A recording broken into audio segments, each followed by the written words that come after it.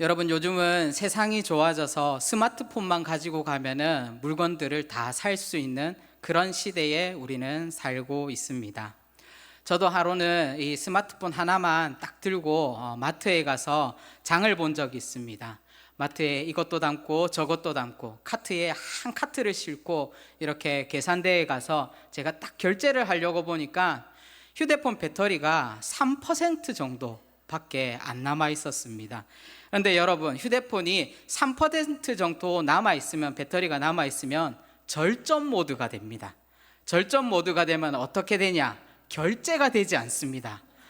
결제가 되지 않아서 저는 이렇게 마트를 다시 끌고 나와서 제가 담은 것들을 다시 하나하나 그 자리 가운데 돌려놓았던 그런 기억들이 있습니다.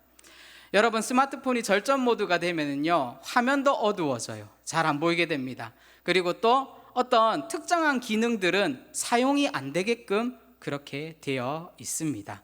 바로 이 스마트폰도요, 스스로 꺼지지 않기 위해서 배터리를 가장 최소한도로 사용하게 되는 것이죠. 그런데 여러분, 우리 신앙생활 가운데서도 절전 모드가 있다라는 거 알고 계신가요? 예배하는 거, 기도하는 거, 교회 봉사하는 거, 또 셀 모임으로 모이는 것들, 신앙생활에 관련된 그 모든 것들을 우리가 최선으로 하는 것이 아니라 아주 최소한으로 요것만 하면 되겠지, 요것만 하면 될 거야 라는, 내 신앙이 꺼지지 않을 정도로만 유지하는 것이 바로 신앙의 절전 모드입니다. 여러분, 왜 그렇게 하겠습니까?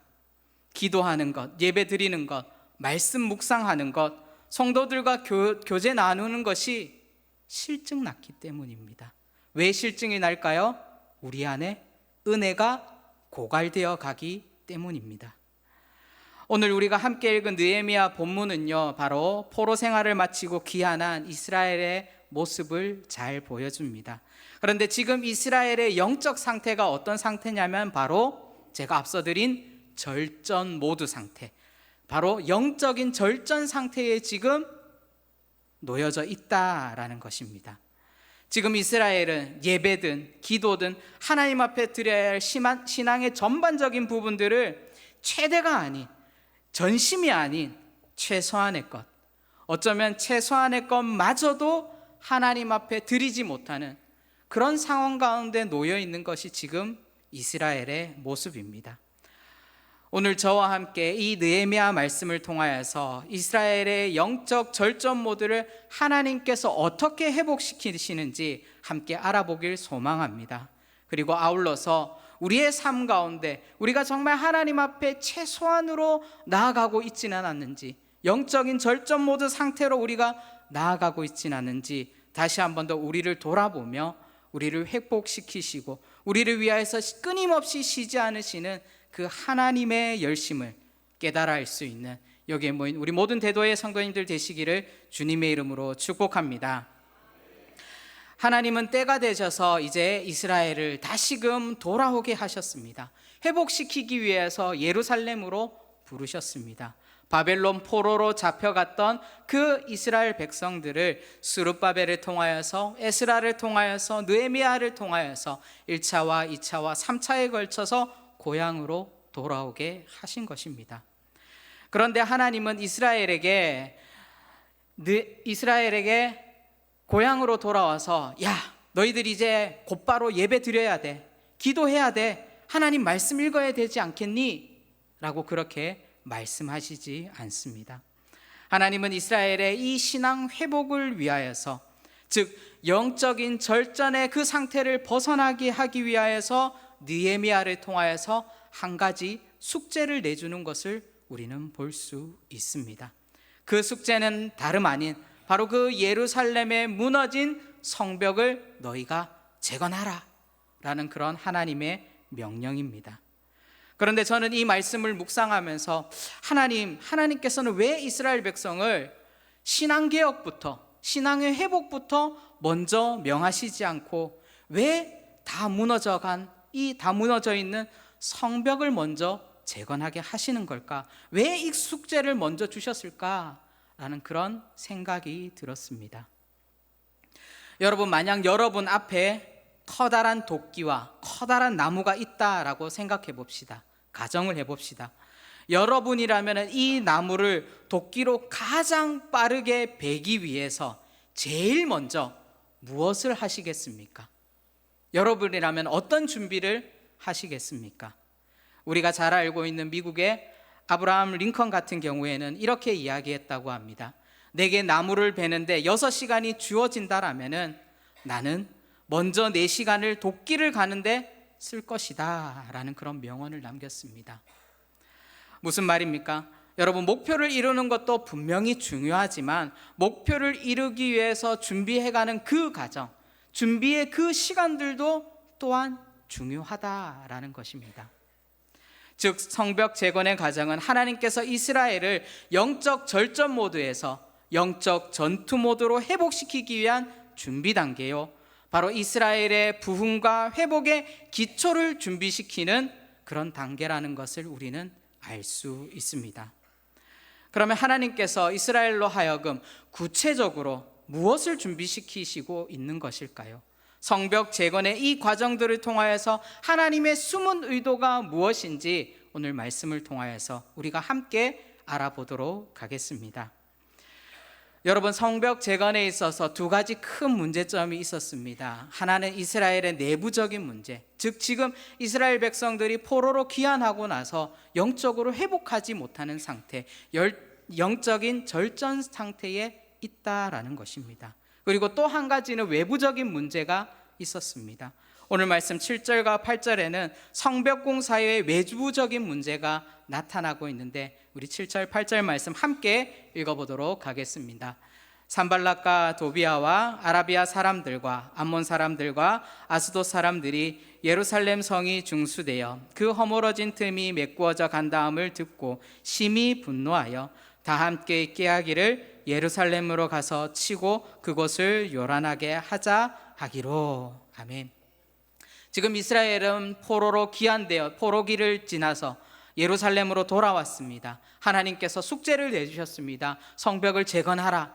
그런데 지금 이스라엘의 상황은 성벽도 재건하기 힘든 상황인데 산발락과 도비아라는 사람이 나타나서 지금 성벽 재건을 막아 서고 있습니다. 우리가 오늘 읽어보지는 않았지만 우리가 읽은 본문의 앞선 구절에서는요, 산발락과 도비아가 이스라엘 백성에게 말하기를 너희가 쌓아 올린 성벽은 여우가 지나가도, 여우가 그렇게 올라타도 그 성벽은 다 무너져 내릴 거다라고 조롱하는 이야기가 앞서 말씀에 등장합니다. 그리고 이어서 7절과 8절을 보면 이 2사람은, 산발락과 도비아는 이스라엘과 주변 나라들을 부추겨서 서로 싸우게 만듭니다. 이간질하게 만듭니다. 왜 그렇습니까? 성벽을 짓지 못하게 하기 위해서 서로를 싸우게 만든 것입니다. 지금 이스라엘 상황은 성벽도 재건해야 되고 다가오는 적들도 맞서야 되는 상황입니다. 한 손에는 성벽을 공사할 그 물건들을 들고, 그 도구들을 들고, 또 한 손에는 창과 칼을 들고 성벽을 재건해야 되는, 어떻게 보면 엎친 데 덮친 격인 그 상황이 지금 발생되어진 것입니다. 이스라엘 백성들은 어떤 모습이었겠습니까? 모두가 다 지쳐 있었고 모두가 다 내려놓고 싶었고 하나님을 원망하는 그런 상황이지 않았겠습니까? 여러분, 때로는 우리도 지금 이스라엘이 겪고 있는 이런 상황들을 우리가 겪을 때가 있습니다. 세상에 많은 사람들이 이런 일을 겪었을 때에 번아웃이 온다고 합니다. 번아웃 증후군, 일이나 사람과의 관계에서 탈진한 상태를 말합니다.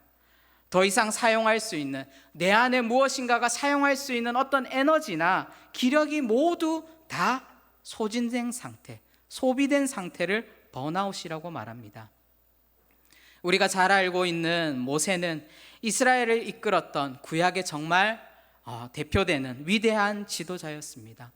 그런데 이런 모세도 끊임없는 그 이스라엘 백성들의 불평과 불만으로 인하여서 번아웃을 경험했던 때가 있습니다. 민수기 11장 11절과 12절의 말씀에 보면 이렇게 기록합니다. 모세가 여호와께 여짜오되 어찌하여 주께서 종을 괴롭게 하시나이까? 어찌하여 내게 주의 목전에서 은혜를 입게 아니하시고 이 모든 백성을 내게 맡기사 내가 그 짐을 지게 하시나이까? 이 모든 백성을 내가 배웠나이까? 내가 그들을 낳았나이까? 어찌 주께서 내게 양육하는 아버지가 젖먹는 아이를 품듯 그들을 품에 품고 주께서 그들의 열조에게 맹세하신 땅으로 가라 하시나이까? 아멘. 모세가 하나님께 무엇을 말합니까? 하나님, 왜 이렇게 나에게 무거운 짐을 주십니까? 왜 내가 낳지도 않은 이 백성을 왜 내가 책임지고 이끌어 가야 됩니까? 하나님, 나는 감당하지 못하겠습니다. 하나님, 나를 죽여주시옵소서 라고까지 모세는 하나님께 호소하며 하나님을 몰아세웁니다. 우리도 때로는 모세와 같이 영적으로 모든 것들을 다 소진하여서 은혜도 없고 감사도 없고 기쁨이 없어지는 그런 상태에 놓이기도 합니다. 이참에 다 내려놓고 포기하자, 떠나자, 숨자, 절전 모드로 그냥 신앙생활하고 살아가자 라는 그런 마음들이 우리 안에 찾아올 때가 있다라는 사실이죠. 그런데 여러분, 그 마음이 진짜 우리의 마음인지, 그 마음이 진짜 우리의 본심인지를 우리는 돌아볼 수 있어야 합니다. 정말 다 내려놓고 포기하고 싶고 떠나고 싶고 숨고 싶고 계속 절전 모드로 신앙생활하고 싶은 그 마음이 정말 우리의 본심인지 다시금 우리는 우리의 삶을 돌아보아야 할 것입니다. 여러분, 하나님의 사랑을 단 한 번이라도 체험한 사람이라면 내려놓고 싶다, 포기하고 싶다, 떠나고 싶다, 숨고 싶다, 입술로는 그렇게 말하지만 정말 우리 안에 들려오는 우리의 마음은 어떻습니까? 더 열심히 신앙생활하고 싶은데, 더 열심히 하나님을 찾고 싶은데, 더 열심히 하나님을 만나고 싶은데 기도가 잘 되지 않고 기도가 막히고 하나님이 듣고 계시는지 안 듣고 계시는지, 하나님이 응답하시는지 응답하시지 않는지 은혜 안에 살고 싶은데 그게 잘 되지 않아서 우리 스스로 자발적으로 영적 절전 모드로 바뀌는 것은 아닌지 우리의 삶을 돌아보아야 할 것입니다. 그런데 여러분, 여기에 중요한 영적 원리가 숨겨져 있습니다. C.S. 루이스는 자신의 저서 고통의 문제라는 책 속에서 고통은 하나님의 확성기다 라고 그렇게 말합니다. 고통은 뭐라고요? 하나님의 확성기다. 따라해 볼까요? 고통은 하나님의 확성기다. 고통은 하나님의 확성기다. 여러분, 확성기가 뭡니까? 확성기는 계란이 왔습니다. 이게 확성기죠. 그렇죠. 어떤 목소리를 크게 만드는 것이 확성기입니다. 바로 고통은 하나님의 뜻을 전달하는 가장 강력한 수단이라는 것입니다. 즉 때로는 하나님께서 일부러 우리를 궁지로 몰아넣으실 때가 있습니다. 왜요? 우리의 손에 있는 것, 우리가 정말 쥐고 있는 것, 우리가 애쓰고 용쓰고 우리가 붙잡고 있는 것 다 내려놓게 하시기 위해서, 우리가 세상을 바라보는 것이 아니라 하나님만을 바라보게 하시기 위해서 하나님께서는 때로는 우리를 궁지로 고통 가운데 이끌고 계신다라는 것입니다. 여러분, 우리말에 보면 시장이 반찬이다 라는 말이 있죠. 시장이 반찬이다. 저는 처음에 이 시장이라는 말이 저기 남부시장 할 때 그 시장인 줄 알았습니다. 어렸을 때에는. 그런데 이 시장이라는 말이 무엇입니까? 배고프다라는 말이죠. 배가 고프면 반찬이 없어도 밥맛이 있다라는 그런 속담입니다. 여러분, 잘 생각해 보면 우리의 삶이 아무런 풍파 없이 아무런 어려움 없이 평온하다라면은 우리의 마음 가운데 하나님을 찾는, 하나님을 향한 그 갈급함이 있겠냐라는 것입니다. 그런데 반대로 우리의 삶 가운데 여러 어려움이 닥쳐옵니다. 뜻모를 고통이 찾아옵니다. 우리에게 엎친 데 덮친 격으로 이스라엘 백성들이 겪는 여러 가지 어려움들이 우리에게 찾아옵니다. 그렇게 되면 우리의 영혼은 쫄쫄쫄 굶게 되어 있습니다. 그럴 때 우리는 어떻게 합니까? 그 영혼의 갈급함을 채우기 위해서 누구를 찾아가죠? 하나님을 찾아갑니다. 우리의 영혼이 하나님을 갈급해하고 있다면 우리에게 부어질 그 하나님의 은혜는 그 어느 때보다 크고 그 어느 때보다 맛있다라는 사실을 우리는 기억해야 할 것입니다. 우리는 때로는 뭔가가 우리 안에 채워지지 않는다라면 안 좋은 것이라고 생각합니다. 나쁜 것이라고 생각합니다. 그리스도인이면은, 교회 다닌다라면은, 믿음이 있다라면은 성령 충만해야지, 은혜 충만해야지, 그렇게 말하지만, 이것이 당연한 것 같아 보이지만 여러분, 현실은 당연하지 않다라는 사실이죠. 여러분, 갈급함이 있다라는 것은 비어 있다라는 것입니다. 갈급함이 있다라는 것은 우리 안에 은혜가 조금씩 고갈되고 있다라는 사실입니다. 그러나 여러분, 우리의 마음 가운데 갈급함이 있다라는 것은 은혜가 채워지지 않는다라는 말이 아닙니다.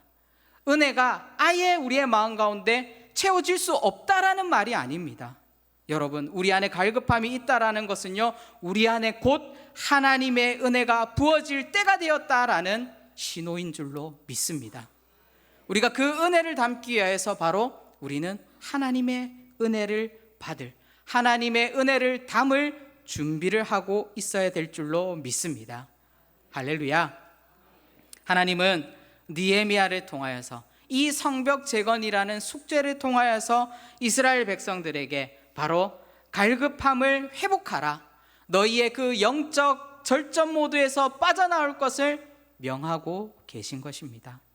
그 명령이 바로 오늘 본문, 우리가 함께 읽은 본문 13절과 14절에 기록되어 있습니다. 우리 13절과 14절 말씀 함께 읽어보도록 하겠습니다.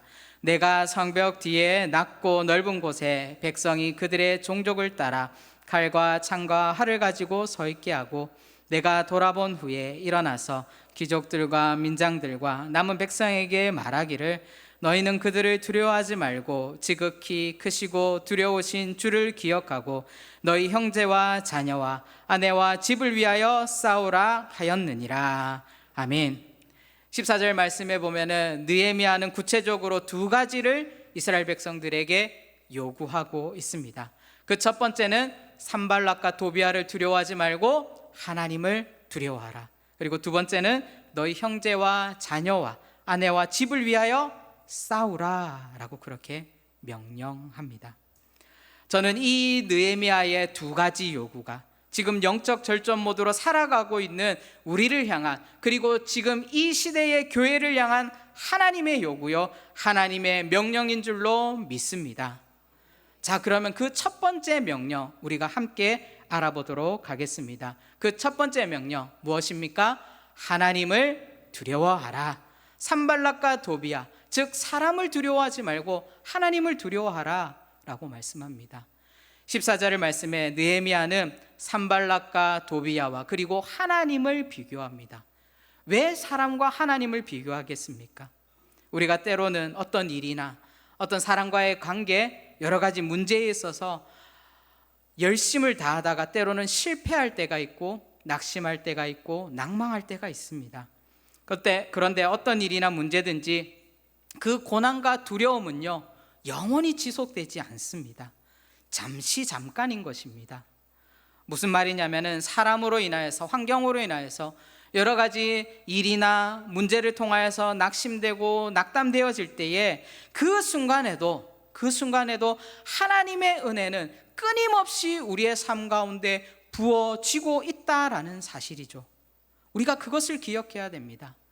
즉 산발락과 도비아가 제 아무리 괴롭힌들, 그들이 우리를 두렵게 만들고 우리를 무너뜨리려고 한들 우리를 향한 하나님의 그 사랑과 은혜를 끊을 수 없고 막을 수 없다라는 사실입니다. 여러분, 우리가 때로는 착각하는 것이 있습니다. 첫 번째 착각은 무엇이냐면은 사랑과의 관계가 영원할 것이라는 착각입니다. 그리고 또 하나는요, 이 세상이 우리에게 온전한 만족을 줄 수 있을 것이다 라고 그렇게 우리는 착각하며 살아갈 때가 있습니다. 그래서 사람의 요구에, 그리고 세상의 요구에 우리는 때로는 벌벌벌 떨 때가 있습니다. 두려워할 때가 있습니다. 주저앉을 때가 있습니다. 무너질 때가 있습니다. 걱정할 때가 있습니다. 그러나 여러분, 진실은 무엇입니까? 여러분, 진실은 하나님을 제외한 세상의 그 어떤 것도 영원한 것이 없으며, 하나님을 제외한 그 어떤 것도 우리의 마음을, 우리의 영혼을 완벽하게 만족시킬 수 있는 것은 세상에 존재하지 않는다라는 사실입니다. 사랑하는 성도 여러분, 이 세상의 주관자가 하나님이심을 여러분들은 믿으십니까?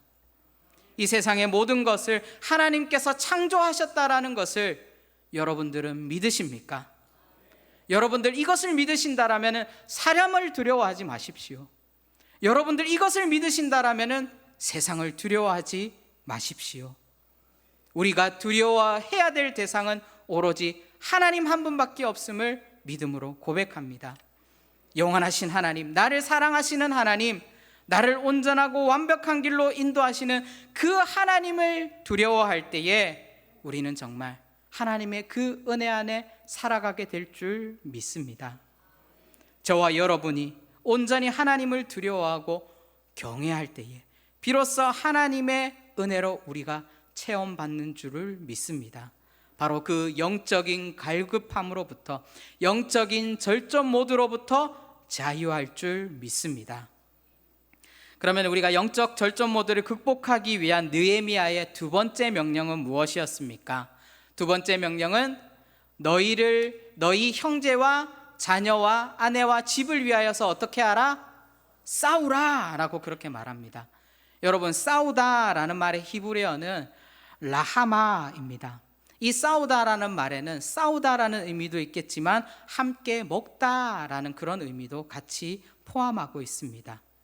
여러분, 같이 가족이 함께 밥을 먹으려면 이 세상 속에서 싸워야 한다라는 뜻으로 해석될 수 있는데, 지금으로 말할 것 같으면 가족을 먹여 살리기 위해서 열심히 세상에 나가서 일해야지만이 가족을 지킬 수 있다라고 그렇게 해석할 수 있습니다.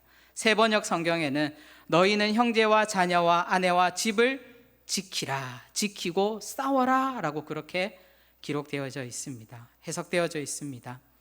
저는 이 말씀을 묵상하면서 이스라엘이 지켜야 하는 이 형제, 자매, 자식과 아내와 가정이 마치 그들이 쌓아 올리고 있는 성벽과 같다라는 그런 생각이 들었습니다. 여러분, 만약 성벽에 돌을 쌓는다라면 여러분들은 위에서부터 쌓겠습니까? 아래에서부터 쌓겠습니까? 아래에서부터 쌓죠. 여러분, 돌을 위에서 쌓을 수는 없습니다. 성벽은 아래의 돌들이 하나하나 쌓아 올려야지만이 견고해지는 것입니다. 즉, 아래의 돌들이 위에 쌓여 있는 돌들을 온전히 지지하고 버틸 수 있어야지만이 성벽은 다시금 무너지지 않습니다. 견고하게 세워질 수 있는 것입니다. 그렇기 때문에 하나님은 느헤미야를 통하여서 성벽 재건을 통해서 이스라엘에게 가장 먼저 회복되어야 될 것, 바로 가장 먼저 주춧돌로 세워져야 할 것이 바로 가정이다 라고 그렇게 말씀하십니다.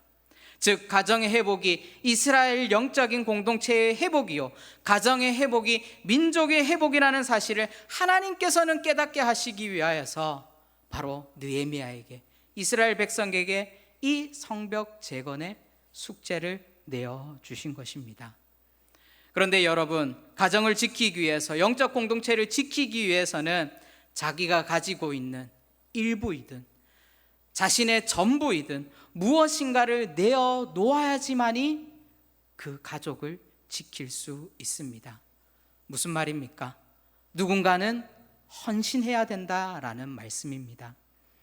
여러분, 로마서 12장 1절에 이렇게 기록하고 있습니다. 그러므로 형제들아, 내가 하나님의 모든 자비하심으로 너희를 권하노니 너희 몸을 하나님이 기뻐하시는 거룩한 산 제물로 드리라. 이는 너희가 드릴 영적 예배니라. 아멘. 사도 바울은 로마서 12장 1절을 통하여서 물질의 헌신이든 시간의 헌신이든 재능의 헌신이든 몸의 헌신이든 하나님이 기뻐하시는 것을 드려야 된다라고 말씀합니다. 여러분, 예수님께서 우리의 죄와 우리의 구원을 위하여서 몸소 제자들의 발을 씻기셨습니다. 하나님의 기쁨이 되기 위하여서, 인류를 구원하기 위하여서 몸소 십자가를 지시고 골고다 언덕으로 올라가셨습니다. 예수님은 자신이 보기에 좋은 것, 자신의 기쁨을 위하여서 드린 것이 아니라 자신의 이름을 드러내기 위하여서 하나님 앞에 자신의 몸을 드린 것이 아니라 예수님은 자신의 기쁨이 아닌 하나님의 기쁨이 되기 위하여서 인류의 구원을 위하여서 자신의 모든 것을 드린 줄로 믿습니다. 사랑하는 성도 여러분, 때로는 우리가 헌신할 때에 누군가로부터 손가락질 당할 수도 있습니다. 오해를 사고 미움을 받고 때로는 멸시함을 당할 때도 있을 것입니다. 그러나 사도 바울은 그럼에도 불구하고 하나님께서 기뻐하시는 헌신이라면 기꺼이 기쁨으로 감사함으로 순종함으로 우리의 것을 내어 드리라 라고 말씀합니다. 바로 이것이, 이 헌신이 잠자던 우리의 영혼을 깨우고 바로 이 헌신이 우리의 신앙의 절전 모드를 극복하며 바로 이 헌신이 우리의 가정을 하나님의 나라로 세우는 원동력인 줄로 믿습니다. 말씀을 마무리하도록 하겠습니다. 고인이 되신 이어령 교수는 자신의 저서 마지막 수업이라는 그 책에서 한국 사회를 밀물과 썰물로서 표현하고 있습니다. 지금 우리가 살아가고 있는 이 시대는 밀물의 시대에서 썰물의 시대로 가고 있다라고 그렇게 말합니다. 이 시대가 좋든 싫든 한국인은 지금 대단히 자유롭고 풍요한 시대를 살고 있지만 곧 썰물의 시대가 다가올 것이다 말합니다. 여러분, 교회도 마찬가지입니다.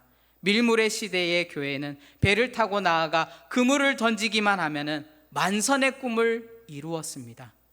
그런데 썰물의 시대에는 배를 타고 나아갈 바닷물이 사라져 버립니다.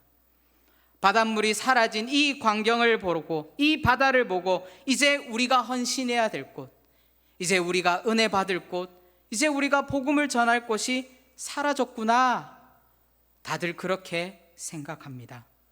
그래서 이제 조금 쉬어도 되겠지, 조금 내려놓아도 되겠지, 조금 나의 것들을 최소한으로 드려도 되겠지, 절전 모드로서 다음 밀물을 기다려야지 라는 그런 생각들이 바로 우리 한국 교회 안에 자리 잡고 있습니다. 어쩌면 이런 마음들이 우리 안에 있을지도 모릅니다. 그러나 여러분, 바닷물이 사라졌다 해서 우리가 헌신해야 될 곳, 그리고 우리가 은혜 받을 곳, 우리가 복음을 전해야 될 그 바다가 사라진 것은 아닙니다. 바닷물이 사라졌을 뿐입니다. 여전히 바다는 갯벌을 드러내며 우리가 헌신해야 될 곳이 있음을, 우리가 은혜 받을 곳이 있음을, 우리가 복음을 전해야 될 곳이 있음을 우리에게 분명히 말씀해 주고 있습니다. 여러분, 교회뿐이겠습니까? 우리의 인생에도 밀물과 썰물이 있기 마련입니다. 밀물이라 해서 다 평안하고 다 좋은 것만은 아닙니다. 썰물에 갑작스럽게 찾아오는 실패와 관계의 단절과 계획의 좌절, 건강의 문제 등이 우리에게 남겨졌을지라도 우리의 인생이 끝난 것이 아님을 우리는 기억해야 됩니다. 오히려 이 썰물로 인해 드러난 갯벌 속에는 하나님께서 감춰 놓으신 은혜가 있음을, 하나님께서 감춰 놓으신 우리의 인생의 보물이 있음을 우리는 기억해야 할 것입니다. 우리는 그 보물들을, 하나님께서 숨겨 놓으신 그 은혜들을 우리가 캐내기 위해서 다시금 갯벌이라는 바다로 우리의 의지를 들여서, 우리의 마음을 들여서 주님 앞에 나아가야 될 줄로 믿습니다. 그렇기 때문에 우리는 지금 영적 절전 모드가 아닌 전심 전력을 다해 하나님을 두려워하며 하나님께 헌신하며 우리에게 맡겨주신 이 믿음의 공동체 대도교회를 위하여서, 또 가정을 위하여서 기도해야 될 줄 믿습니다. 인생의 밀물과 썰물이 우리를 흔드는 것이 아니라 우리를 자라게 하는 하나님의 손길임을 믿음으로 고백하며 나아갈 수 있는 여기에 모인 우리 모든 대도의 성도님들 되시기를 주님의 이름으로 축원드립니다. 기도하겠습니다. 사랑의 주님, 우리의 인생 가운데 또 우리의 교회 가운데 썰물이 다가온다 할지라도 하나님, 그것을 두려워하는 것이 아니라, 낙담하는 것이 아니라, 하나님, 이를 통하여서 우리의 신앙이 절전 모드로 들어가는 것이 아니라 다시금 우리에게 부어주실 하나님의 은혜가 있음을, 하나님께서 숨겨놓으신 인생의 보물들이 있음을 다시금 기억하여 전심전력으로 주님 앞에 나아갈 수 있도록 주님 우리를 일으켜 세워주시고 인도하여 주시옵소서. 그래야 해서 우리에게 맡겨주신 이 영적 공동체 대도교회가, 또 우리의 가정이 날마다 하나님의 나라를 꿈꾸며 소망하며 나아갈 수 있도록 성령 하나님 함께하여 주시옵소서. 감사드렸고 예수님의 이름으로 기도합니다. 아멘.